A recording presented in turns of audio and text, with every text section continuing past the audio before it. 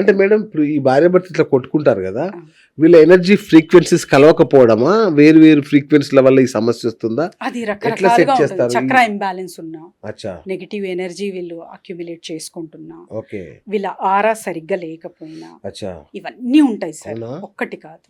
So 34 కలిస్తే సరిపోదు, అది చెప్తుంటారు కదా జాతకంలో అవి ఇవి వి కలిస్తే. హ్యావ్ టు అంటే డయాగ్నైజ్ అన్నమాట, ఓ, పెయిన్ ఎక్కడుంది, రూట్ కాజ్ ఎప్పుడైతే తెలుస్తుందో అప్పుడు మూలాల నుంచి అది తీసేయచ్చు. తీసేయచ్చు. లేకపోతే you will get the repeated things.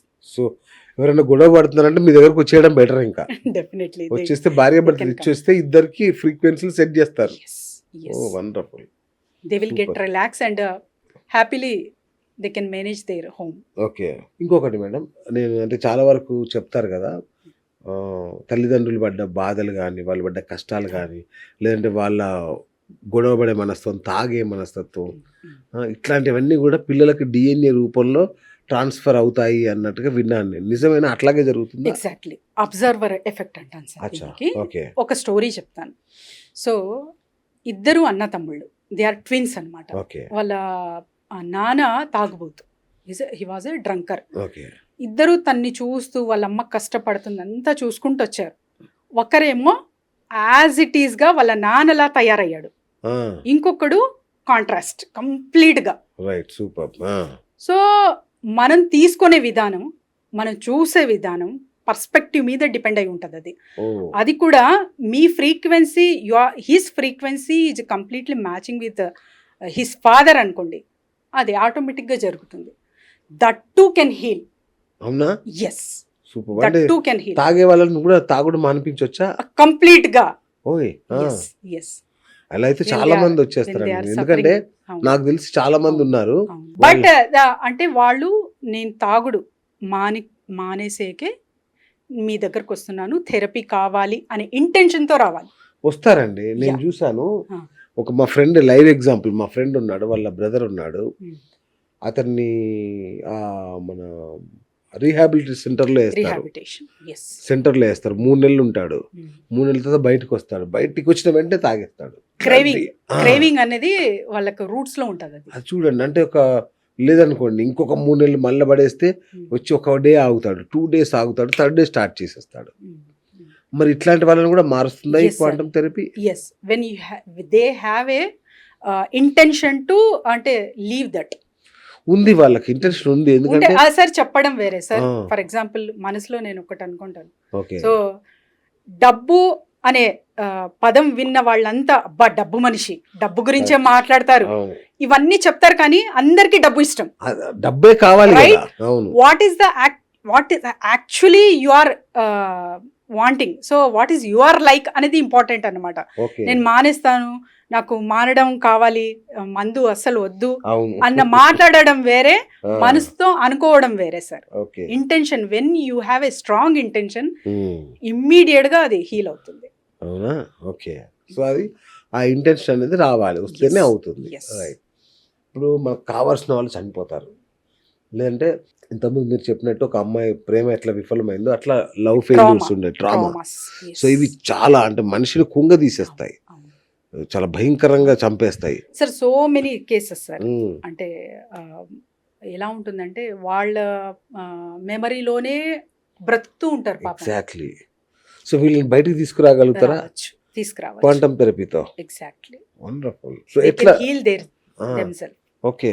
It's అంటే ఇది మ్యాజిక్ అని చెప్పము, అందుకే సైన్స్ అని చెప్తున్నాను, కానీ it's really a magic. Wow, super. People are getting benefits.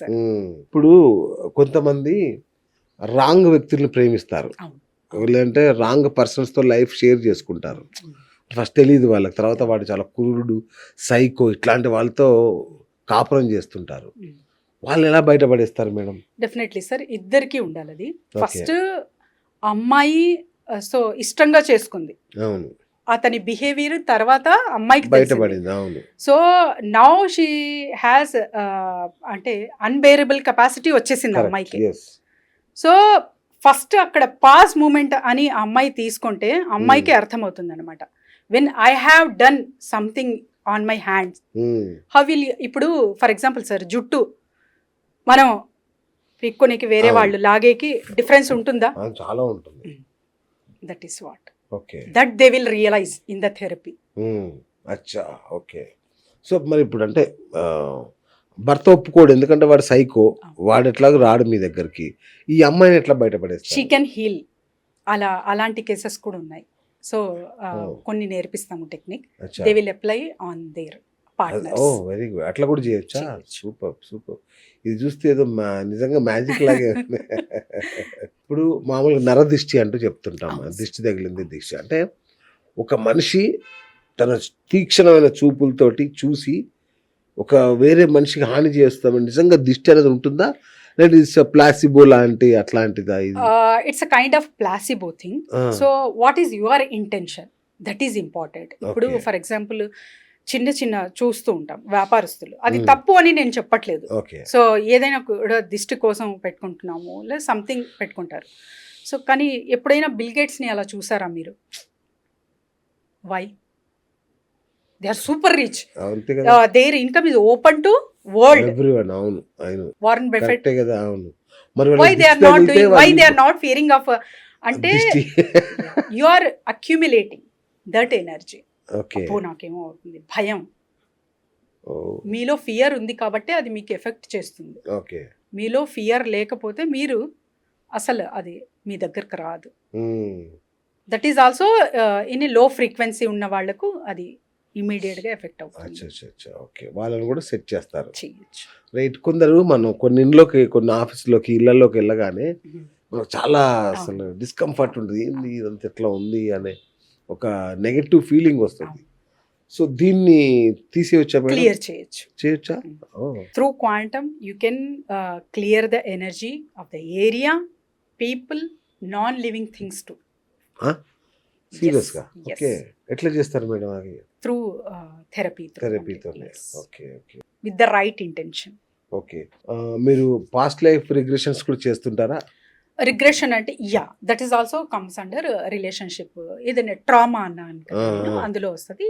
That will also can heal అన్నమాట. ఉన్నాయా నిజంగా మేడం? జన్మలు ఉంటాయా? డెఫినెట్లీ. జన్మలు అంటే నేను ముందే చెప్పాను sir, it's carrying a memory. Okay. So when you are మీరు మెమరీ క్యారీ చేస్తున్నారు అంటే మ్మ్. దాని తాలూకు ఎఫెక్ట్ ఖచ్చితంగా ఉంటుంది. మ్మ్. మెడిటేషన్స్ ఎవరైతే చేస్తుంటారో వాళ్ళకి కర్మలు క్లియర్ అవుతూ ఉంటాయి. ఓకే. సో ఒక 100% ఎఫెక్ట్ అవ్వే చోట జస్ట్ 3 to 4% మాత్రమే ఎఫెక్ట్ అవుతుంది. ఓకే. అది కూడా నేచర్ ఇన్వాల్వ్మెంట్ ఉంటుంది కాబట్టి అది ఖచ్చితంగా వాళ్ళు రిటర్న్ చేయాల్సిందే. మ్మ్. So that much percentage effect అయితే కనపడుతుంది సార్. Okay, very good. ఇంకొకటి మేడం, మనకు చాలా చెడు థాట్స్ వస్తుంటాయి రోజు. నెగిటివ్, చాలా నెగిటివ్ థాట్స్ రోజు వస్తుంటాయి. చంపేయాలను, లేదంటే అమ్మాయిల గురించి అన్న మనం లోపల ఫీల్ అవుతుంటాం. అయ్యో ఈమె గురించి ఇలా అనుకున్నాం ఏంటి, అలా అనుకోకూడదు.